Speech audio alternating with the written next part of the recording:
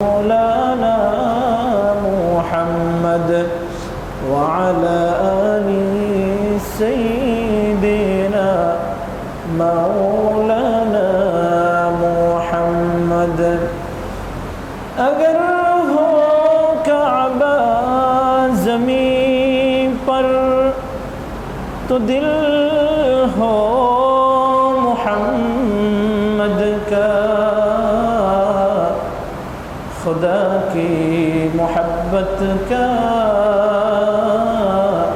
یہ پہلا تقاضا اللہم صلی علی سیدنا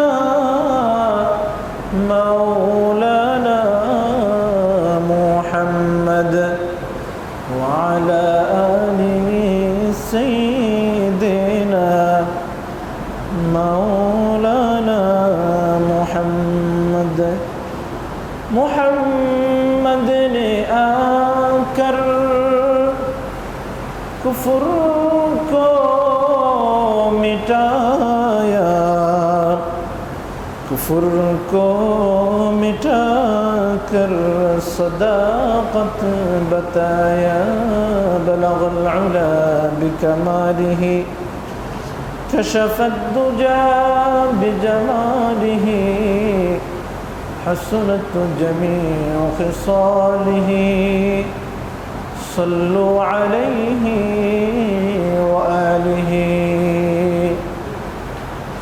معزز محترم সম্মানিত মুসল্লিয়ানে কেরাম আল্লাহ রব্বুল ইজ্জত ওয়াল জালালের দরবারে অসংখ্য শুকরিয়া ও সুজুদ যে মহান রব্বুল ইজ্জত ওয়াল জালাল আপনাকে আমাকে সুস্থতার জীবন দান করে পবিত্র এই মুহররম মাসে মসজিদে আসার বসার দু চারটি দিনই কথা বলা ও শোনার তৌফিক দিয়েছেন এই জন্য সেই মহান মনিবের দরবারে একবার কালিমাতুশ শুকর আদায় করে অন্তঃস্থল থেকে আলহামদুলিল্লাহ।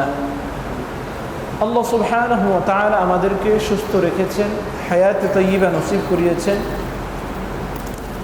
এই জন্য আমরা আজকের এই পবিত্র এই দিনে পবিত্র নামাজের উদ্দেশ্যে মসজিদে আসার তৌফিক প্রাপ্ত হয়েছে। এটাও আল্লাহ সুবহানাহু ওয়া তাআলার পক্ষ থেকে অগণিত নিয়ামতসমূহের মধ্য থেকে একটি নিয়ামত। আল্লাহ সুবহানাহু ওয়া তাআলা আমাদেরকে অসংখ্য নিয়ামত দান করেছেন।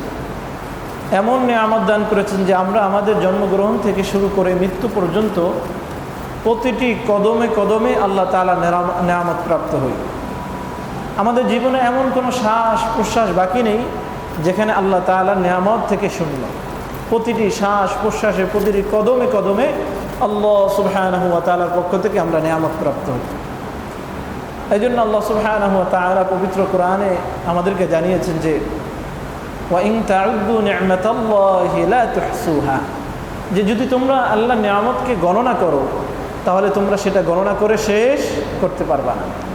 অগণিত নিয়ামত, মৃত্যু জন্ম থেকে শুরু করে মৃত্যু পর্যন্ত আমাদের যা কিছু দরকার হয় সব কিছু আল্লাহর পক্ষ থেকে আমাদের জন্য নিয়ামত।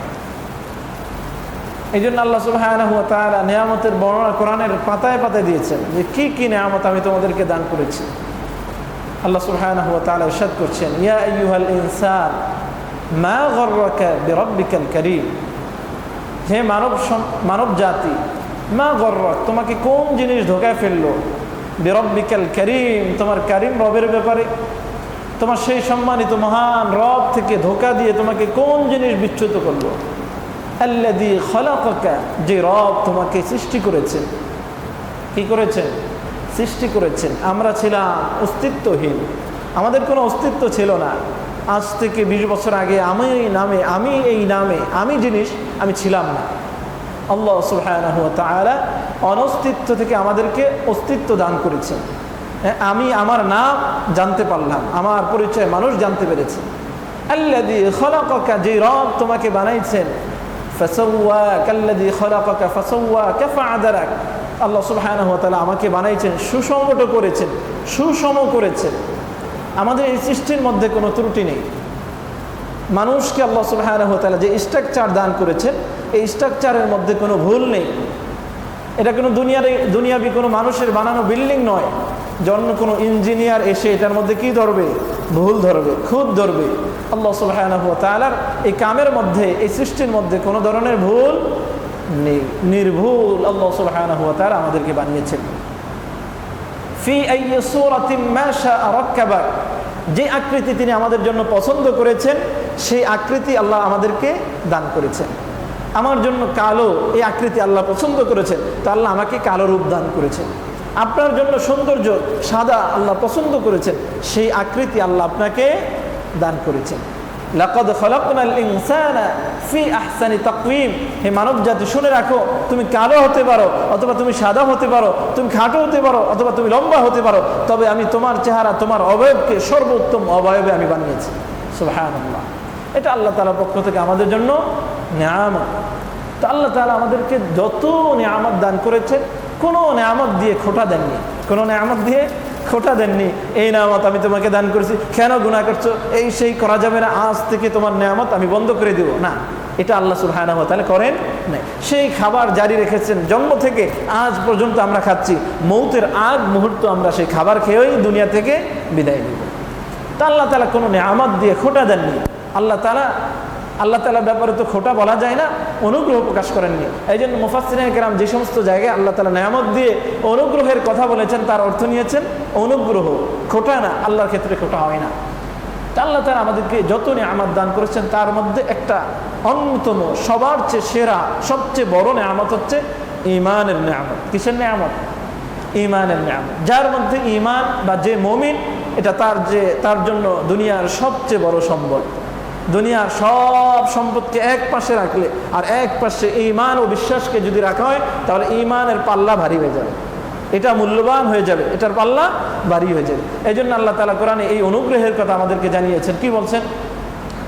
বালিল্লাহু ইয়ামুন্নু আলাইকুম আন হাদাকুম লিল ঈমানি ইন কুনতুম সাদিকিন। আল্লাহ তাআলা তোমাদের প্রতি অনুগ্রহ করেছেন। আন হাদাকুম লিল ঈমান, আল্লাহ তোমাদেরকে ঈমানের জন্য হেদায়েত দান করেছেন।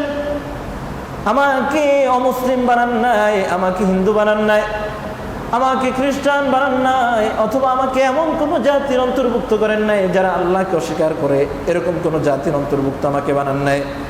আমাকে সবার থেকে বাছাই করে করে মুমিনদের অন্তর্ভুক্ত আল্লাহ তাআলা করে দিয়েছেন।